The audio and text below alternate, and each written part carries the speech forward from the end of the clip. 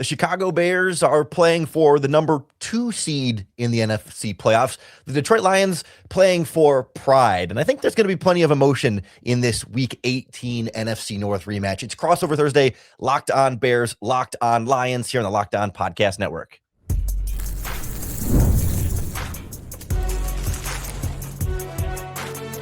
You are Locked On NFL Crossover, part of the Locked On Podcast Network.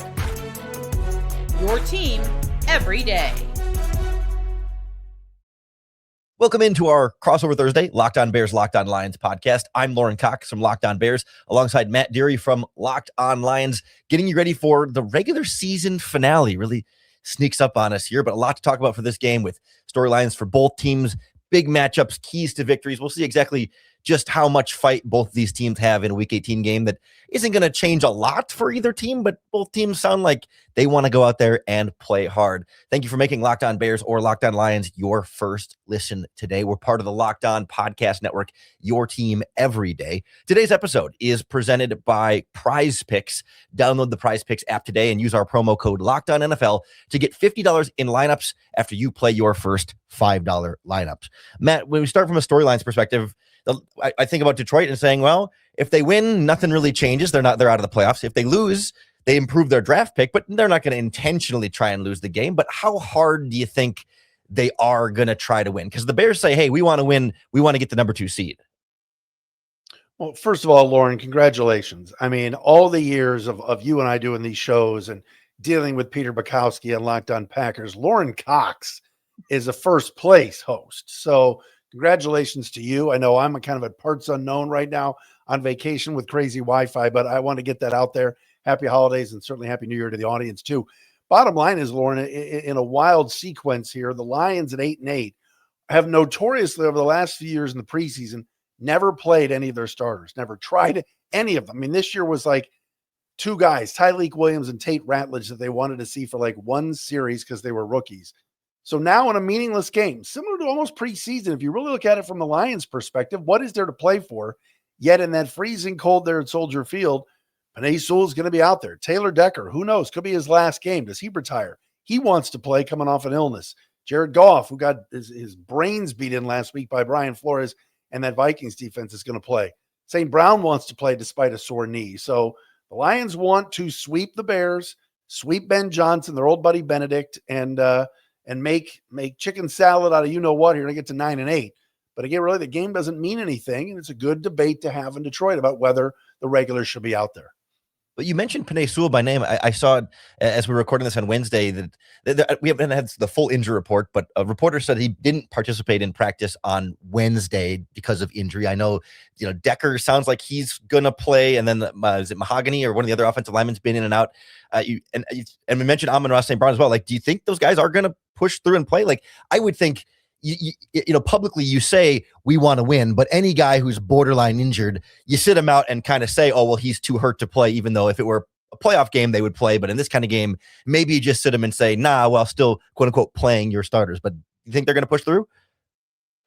I do. If you would have told me on Monday what they were going to do, I thought, all right, anybody that has any modicum of an injury, St. Brown, Sewell, who's been battling an ankle for weeks, Graham Glasgow, who's been in and out of the lineup and has missed the last 2 weeks, the starting center. Lorin, it sounds like they're all going to be out there. I think they all want this game. I don't know why. Maybe it, like you said, pride, and the Lions hashtag is kind of one pride. And maybe they feel like, hey, if we can beat the Bears and make them the 3 seed and have them have to play Stafford and the Rams instead of the banged up Packers, and have some momentum in the next season and finish 9-8 for the 4th straight year, a winning season. And as you know, with the Lions history, that's not been easily done. That's kind of where they're going with this. I mean, you mentioned before about the Bears. I mean, Lorin, of course the Bears are playing for this one for a lot of reasons. They want to, an awful loss. They want to get back on track. And of course they want to be the 2 seed, right? They don't want to be the 3. Yeah, they do. But I do wonder if there's a little bit of that, like, it matters, but it doesn't matter that much. Like, they're going to play their starters. They're going to play to win. Ben Johnson's been very clear about that. But I wonder if they got a guy who's 50-50, you would rather save him for the playoffs. Because, even if you lose this game and you're the 3 seed, you still got a home playoff game. Like, you're still going to need, Rome Odunze to be as healthy as possible. So, like, I don't think they're going to push him to play this week. They need Jalen Johnson to be as healthy as possible. And he's been he's been playing, but not 100%. So that's going to be the really key thing there is, like, do they push it for the borderline guys? I mean, I think the guys that are little nicks and bruises, they'll play through it. But I think, while publicly saying we're going to do everything we can to win this game, I just wonder if there's a propensity to say, hey, let's be smart about the big picture here, because, from their perspective, we have more to play for than just beating the Lions, even though we do really want to beat the Lions. I think Ben Johnson's going to be particularly motivated to not get swept by his former team. I worry a little bit about, like, whether there will be a certain amount of ego where maybe he does a little bit too much in this game. And it's like, hey, man, like, can we put the personal thing aside a little bit and just say, hey, but, like, you got to play for the playoffs here. Don't go over the top and put all your stuff out on tape before the postseason. Well, let's be honest, Lorin, the one thing he's done everything this year. He's done a magnificent job. I know Lion fans are ready to throw up. I mean, the good, better, best bit and the taking off the shirt. I mean, it's nauseating for Lions fans because he was ours. And now it's a heel turn. It's like a WWE thing. But the one thing he hasn't done this year is beaten his mentor. And he got embarrassed in week 2. And then you guys went on a great run after that. So there is a lot here, even though there isn't. It's kind of crazy. And look, I'll say it, and I'm sure you've talked about it the first 3 days this week. I want nothing to do with the Rams. If I'm the Bears, I want to play the Packers. And I know the rivalry and the hatred and LaFleur and Ben and the handshakes, but that's a banged up Green Bay team. I don't want to see the Rams. I think the Rams are as good as anybody in the NFC. Yeah, no, actually, I just talked about that on yesterday's podcast. They are definitely scary team number one. I mean, the hope is that it's a home game, so you can bring them to the Chicago cold and get either the 49ers or the Rams maybe in a less than comfortable situation for them. But yeah, it's not going to be an easy path no matter where they go. I did want to, one other quick storyline thing for this game I wanted to circle back to with the cold weather. It's always been the narrative, Jared Goff plays a lot worse outside in the cold. How real is that, and how much of a concern is that for you coming into this game after he just got beat up, not outside in Minnesota, but obviously just had a really bad game? And is it an extra concern to have to bounce back, cold weather Goff versus, at home in the dome feeling comfortable? I never bought into cold weather Goff, and I don't. I know how poorly he played last year in Chicago. I know there's been games he's played well in the cold. He outplayed Aaron Rodgers in week 18 in a night game in 2022 that kind of jump-started this Lions run. He played great in that game. There have been plenty of games in bad weather, at least with the Lions, that he's played well. And yes, there's been games he's struggled, but there's been games he struggled in the dome, including this past weekend or last week on Christmas Day in Minnesota. That was an indoor game, and he was flat out awful. Now, Dan Campbell was on the radio earlier this week and was asked about Goff, and Campbell almost snapped and said, he's our guy. He's a stud. We love him, and he's going nowhere. They do love him. This would be interesting, though, because if he plays well this week with that, especially against a division champ on the road, would the cold weather Goff, bit police, would they immediately be shut up? I don't know. I just don't like how he played last week. He hasn't gotten a lot of help. St. Brown has had some drops. The tight end situation is terrible with Laporta and Wright out, and the O-line just hasn't been good. So I think some of it was Jared last Thursday in Minnesota, but it'd be interesting to see how he does this week. And some of it might be a different play caller this year. I'm sure that couldn't be a factor at all. Yeah. But the Jared Goff matchup is going to be interesting because we just saw Brock Purdy and the 49ers put up 42 on this Bears defense without too much trouble getting there. So a real opportunity for a bounce back game for Jared Goff. We'll take a look at what kind of matchups could shape that on the defensive side of the ball for Chicago, and also how Caleb Williams is trying to keep his hot streak rolling against Detroit on Sunday. That's coming up next on our Crossover Thursday Locked On Bears, Locked On Lions podcast. Today's Crossover Thursday podcast is brought to you by Robinhood. Nobody knows your money goals better than you. Robinhood puts you in control of your money with tools that work as hard as you do. Locking in on every opening, beating your PR, beating it again. Channel that drive into your money. Robinhood puts you in control of your money. You can trade stocks and ETFs, options, futures, and crypto all on one platform.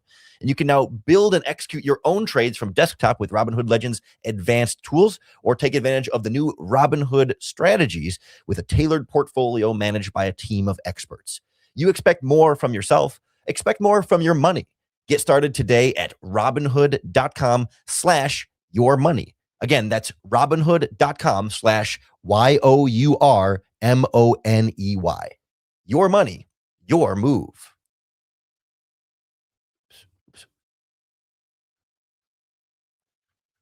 All right, as we continue our Crossover Thursday Locked On Bears, Locked On Lions podcast, I want to get into some of these matchups here. And Matt, let's start with Goff, where we were. It seems like, when we think about the Vikings blitzing and getting after him and, sending them the rush after that offensive line, I know they've been banged up on the offensive line as well. Bears pass rush has been maybe the single biggest weakness on this team. Montez Sweat kind of comes and goes. The interior pass rush has been really non-existent. They've gotten some flashes from Austin Booker, their other edge rusher, but if Taylor Decker and Penei Sewell are playing, do you feel a lot more confident about them in this matchup, or what's your level of concern with the Lions protecting Jared Goff against a non-Brian Flores defense?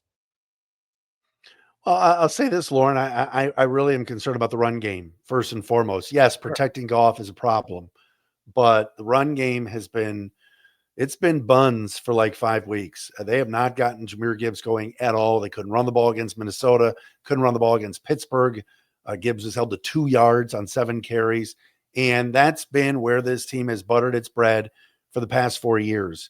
And over the last, I would say, 5 games, maybe going back to Dallas, they just haven't been able to do it. And if you can't run the football and can't get that play action game going for Goff, I don't care if it's Ben Johnson, I don't care if it's Vince Lombardi or Don Coryell or, hey, let's throw in Mark Trestman. Sorry. It doesn't matter who it is. The bottom line is they're not getting it done. You've got to have a run game and you got to stop the run. And that's where it starts with me. I think you bring up great points about Sewell and Decker. Of course, if Penei Sewell can't go or halfway through the game taps out because the ankle's bad or Decker's not feeling well, they are weakened at right and left tackle, but they just have not been able to run the ball or stop the run for that matter. And that's been a massive problem. And obviously the Niners were able to do whatever they kind of wanted the other day. And I thought that was an outlier. Didn't you, Lorin? I think the Bears will bounce back this week. I just thought that was a shootout in one of those games. Yeah, I mean, it's 2 playoff teams going head to head, and I'm willing to chalk up some of that to Shanahan being a good coach. But man, like it just really felt like 49ers were good at accentuating the Bears' weaknesses, and like they just isolated tight ends and running backs on the Bears linebackers and attacked the middle of the field over and over again. They worked a couple double moves on Nashawn Wright and some of the more vulnerabilities on the outside at cornerback, and it just felt like Chicago didn't have an answer really all game defensively. They only got 1 turnover off of Brock Purdy, had another one called back by penalty, and like that was like the only times they could really stop them. They forced 2 punts all game, and every other drive was touchdowns. So I think there's a real concern that like this defense has to reprove itself a little bit against Lions. Not that they're going to solve all their problems and be a top 10 group all of a sudden, but like find some ways to get off the field. And I think they're looking at saying, yeah, the Lions can't run the ball, so let's load up and stop them there and then force them to get one-dimensional and rely on those playmakers to be the kind of playmakers that the Lions need them to be and haven't necessarily been good enough the last few weeks. And yet the 49ers were doing it last week with Jake Tongas at tight end, no George Kittle out there. Yeah. They were doing it with Ricky Pearsall and Jawan Jennings and Demarcus Robinson at wide receiver. Like these were not household names that were torching the Bears defense. It was just like good scheming, good play calling. And when you have no pass rush behind it, quarterback can just sit in there and tear you apart. What is CJ Gardner-Johnson's status right now? He has been good, and he's been good to go as far as I know. I mean, we'll see how the injury report goes, but he finished the last game and played, I think, every snap in that game. So, or every snap he was supposed to play in that game. So I'm expecting he should be out there, and he's been one of the most reliable cornerbacks, honestly, this season. I'm making a prediction that we will see at some point in this game an unnecessary roughness, a 15-yard penalty on Gardner-Johnson. If you recall, when he left Detroit, things seemed okay, and then did an interview months later in Philly and was like, it was hell there. Very strange. He's an interesting guy. Maybe now he loves Detroit and he'll be hugging everybody pregame. I don't know, but keep an eye on that. I'm not saying he's going to cheap shot St. Brown or hit him in the head or something, but I think he's going to be maybe very motivated in this game and maybe too motivated. Just keep an eye on it. Yes. That's been one of those like lingering fears in the back of Bears fans' mind all season. And we really haven't seen it be a problem yet. I mean, there have been a couple times when he's jawed with players, and I think he even drew a flag on someone else at one point, like the good side of the CJ Gardner-Johnson equation that you like. But we haven't seen the bad side yet, and it feels like it's coming at some point, right? Like at some point, and you worry it's going to be in the playoffs when the margin of error is the smallest, but the emotions are going to be the highest. So maybe it would be almost a good thing for him to like, can he get it out of his system in this game when it doesn't matter as much? And then, hopefully he'll learn his lesson for the playoffs, or at least temporarily to get them through. I mean, I don't know. Is there a player on the Lions that you feel like is the most instigating that if someone's going to get under his skin, is it Amon-Ra St. Brown, or is there somebody else that jumps out at you as like the guy who's going to push his buttons? No, not necessarily. I mean, Jameson Williams has grown up a lot this year and has matured. If this would have been a year ago, I would have said, immature JMO against hot-headed Gardner-Johnson could get interesting. But I don't see where the Lion, Penei Sewell's a tough guy, and maybe they're going to jaw jack back and forth a little bit. That's a guy that can get triggered quickly. I just have a weird feeling about CJ and the things he said about the Lions in the past. That something could get if the Bears are up big late in the game, it could get nasty. I hope not. I want the Lions to get out of this game unscathed and healthy for next year. That's the biggest thing. And one other thing to watch too is the tight end situation for the Bears. I love what you guys have done with Loveland and how much better he's gotten in the second half. And Komet's always good. If the Lions don't have Alex Anzalone, who's got a concussion, and he's a free agent at the end of this year, that could be a little issue covering tight ends if Anzalone is not out there. Yeah, it's been a real revelation for this Bears offense down the stretch. Like to have he and Komet, but especially Loveland has been the real joy. Like Komet's just been the same thing he's been, but to have two of them, or really, I think Loveland more dynamic, has been something that has been just so reliable for Caleb Williams that when you throw the ball to Loveland, he's going to catch it even if it's a tough situation. Like he has been all reliable. And then you add on, especially last week, Luther Burden being the kind of explosive, dynamic breakout player who's just. If he catches a 3-yard out, he can get you 7 more yards after the catch in a key situation, or he can, run by you deep downfield. He's just doing a little bit of everything right now that Bears fans are really, really excited about them. And I look at Detroit and feel like the last handful of games here, the defense has not been what it's been. I know there's been some questions about Kelvin Shepard's job security as well. Is there anything you can pin down to saying like, here's what's going wrong for that group so specifically? I know the Vikings game, like turnovers kind of skewed the final point total there for Minnesota. But, the Steelers and the Rams and the Cowboys and even the Packers before that weren't having as much trouble putting up points as I would expect. Well, yeah, I mean, the Bears fans and Locked On Bears viewers and listeners are going to look out there and not see Brian Branch and not see Kirby Joseph. Those are two massive losses for this defense. Two of the top 6 safeties coming into the season from PFF, both on the Lions and both out for the year. Joseph's knee is a major concern this offseason.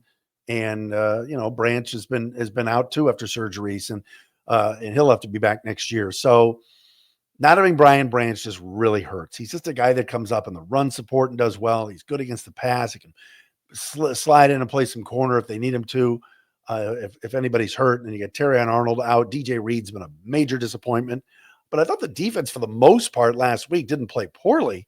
Yes, it was Max Brosmer, but they held Justin Jefferson to four catches, 30 yards, but they're on the field the whole game. But Kelvin Shepard, I think, is safe, but they'll have a new offensive coordinator next year.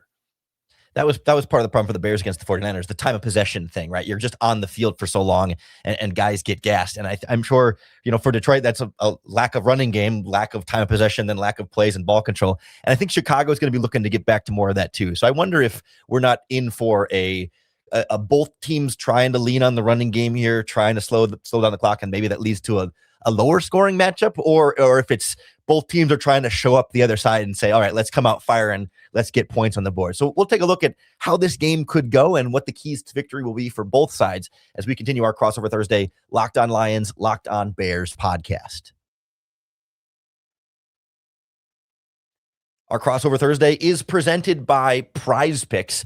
Whether you're starting a new routine this year or jumping into player projections for the first time, trying something new can feel like a challenge. But with Prize Picks, it always feels good to be right. With high-pressure football matchups every weekend and elite hoops action almost every night, the sports action never slows down, and Prize Picks lets you stay in control. Prize Picks is the daily fantasy sports app that makes watching sports even more exciting by letting you build lineups based on player stat projections. So there's no drafts, no waiting, just pick more or less on a player stat, and boom, you're playing your way. So you could pick more or less on Jared Goff's passing yards or DeAndre Swift's rushing yards or Luther Burden's receiving yards. You can even cross over into other sports, basketball, hockey, soccer, you name it, whatever's on this time of year. It's all quick and simple on Prize Picks. Their app is super easy to navigate, and you can make your lineup in literally just 60 seconds. So download the Prize Picks app today and use our promo code LOCKEDONNFL to get $50 in lineups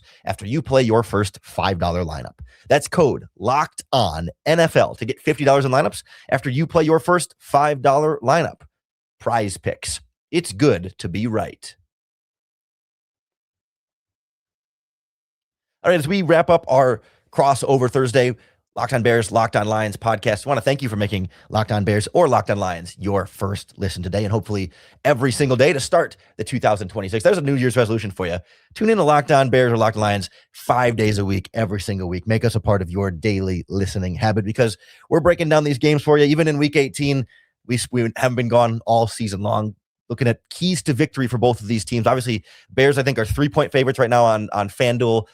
Bears have a little bit more to play for here, we've talked about. But when you look at the Lions trying to bounce back and get one more win and sweep Ben-Johnson, what does that look like for them? What does a win for the Lions look like to undo this losing streak to end the year?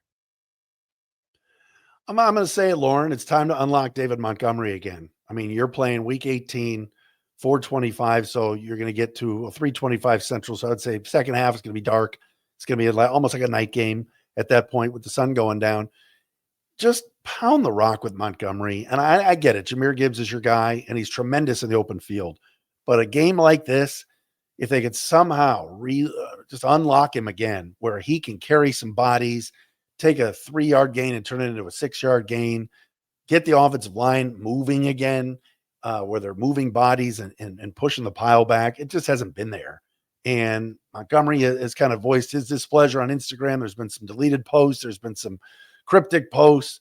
What's his future looking like? He's going back to Chicago. He used to play for the Bears. He'd love to beat the Bears again at Soldier Field and have a day playing against his old team. No matter if there's bitterness there or not, everybody always wants to go back and show up their old team. So I'd like to see that first and foremost. I think that would be a big key. What about on your side? Because I know DeAndre Swift would love to beat the Lions again and run all over them. He kind of did that in the first game a little bit. Despite the loss, there were some moments he had some open lanes. Yeah, I mean, generally, the Bears have been running the ball really well, even, the last handful of games. It's been more a question of, how often they're actually handing it off. That Ben-Johnson's been a little bit pass happy in some of these moments. And sometimes he's had to be, against the 49ers when the other team's scoring on every drive and you feel like, all right, we got to keep this rolling. Or when they're trailing to Green Bay in both of those games in the first half, and it's like, all right, we're behind on the scoreboard, so we can't take too long to just hand it off and run the ball. It hasn't been a yards per carry issue. It's been a total number of carries question. And so I think on one hand, yeah, if I'm drawing up my perfect Bears victory, right, it's you have Caleb Williams do as little as possible, right? Don't put him in harm's way at all. Run the ball 40 times in this game for 5 yards a carry and, win 17-13, something like that. I think would be an ideal kind of game of just slow it down, take it easy. It doesn't have to be this big show. And yet I feel like Ben-Johnson's going to want to pull out a couple of things, just especially because I think the way the first game ended, but he wasn't publicly upset about the Lions running up at the end, but he said, he kind of hey, that's how they are. I respect it. That's how it's going to be. So I feel like he's going to feel some amount of, well, I might pull out a trick play here and there, and I might take a few deep shots downfield here or there. And I don't think he wants to do the slow, boring, slugfest kind of beat you long and slow, but more no, I really want to smack you in the mouth with something special. And that's what I'm anticipating there. But I think they're also going to need a turnover or two from the Lions. Doesn't have to be a Goff interception necessarily, but when the Bears get one or fewer turnovers, it's really hard for them to get off the field. They need you to help their defense just a little bit. And they've been really good attacking the ball in the air and being advantageous when the opportunities are there, they take advantage, but you do got to give them an inch so that they can take the mile. And if the Lions just take really good care of the football and don't give them that inch, I think it's going to be a lot easier going for the Lions offense. And then all of a sudden the Bears are trying to have to keep up in the scoring again. We're 24 minutes into this thing and haven't really brought up Caleb Williams. And I've never been a huge believer. I think he's playing so well right now. And I've been impressed. And I think if the Lions want to have a chance to win this game, it sounds like they're playing to win and playing their guys. They got to get off the field on third down. If there's get a couple of stops, it's 3rd and 9. You're forcing Caleb into a long situation on a third down. Get off the field.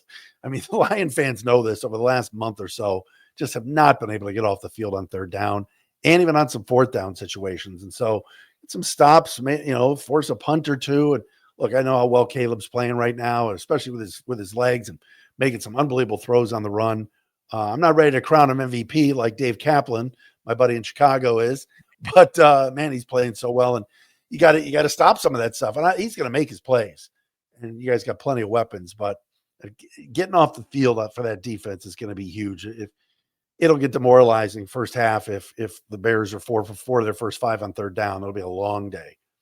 And it's funny because it's kind of been like, it's almost been the inverse of that for Chicago in the sense that like the Bears have not done a very good job on 1st and 2nd down, but they've been so good on 3rd downs, right? It's sort of this weird inverse of like, the Lions need to be able to get off the field, and the Bears like they keep putting themselves in these trickier situations where somehow they stay on the field, but it's 3rd and 13, and he finds a way to convert it and get it done. So like, I think in a weird way, like the Bears need to do better on 1st and 2nd down. The Lions need to do better on 3rd down, and kind of they're kind of like inverse puzzle pieces here that fit in kind of. I don't know if that's really advantageous for either side, but kind of trying to figure out how they can kind of improve in this key factor in both directions here. But no, Caleb has been really dialed in, especially deep downfield. That's been one of the big differences this year. Is like he took plenty of deep shots last year, but it was always a little too far in front, a little too underthrown. Just couldn't quite dial it in and kind of pinpoint where that ball needs to be. But he's really feeling that right now, doing a better job of not taking sacks and throwing the ball away a lot,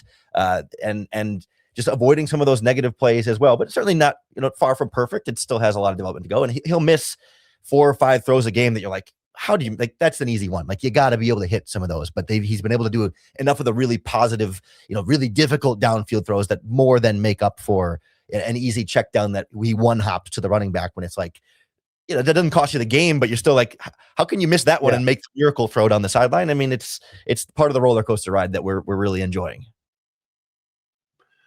All right, so you said earlier 17-13 possibly Bears. That's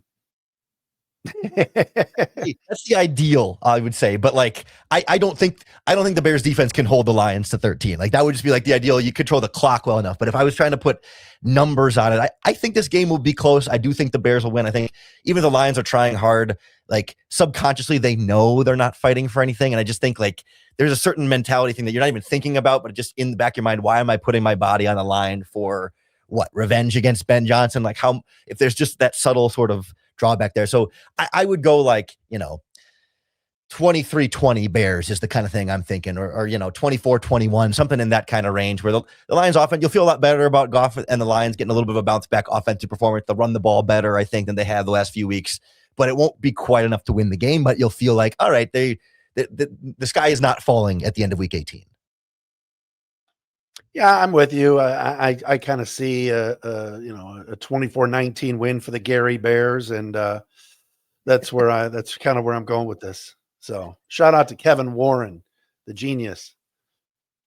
Hey, leverage is leverage, man. The Chiefs just went across state lines, so Gary is right next to Chicago. All the flights still flying in Chicago. You can even be in the closest suburb across state lines is called East Chicago, Indiana. So they could be the East Chicago. They could still be the Chicago Bears in East Chicago, Indiana, and get all the government tax dollars they want from the state of Indiana instead of the state of Illinois. The Bears have had such an amazing year. I mean, on the field, everything's rolling for them. And I just thought that maneuver by Warren a couple weeks ago was just a classic. But yeah, whatever. Hey, we'll cross that stadium bridge when we get to it. But in the meantime, Soldier Field, Sunday afternoon, 3:25 Central Time.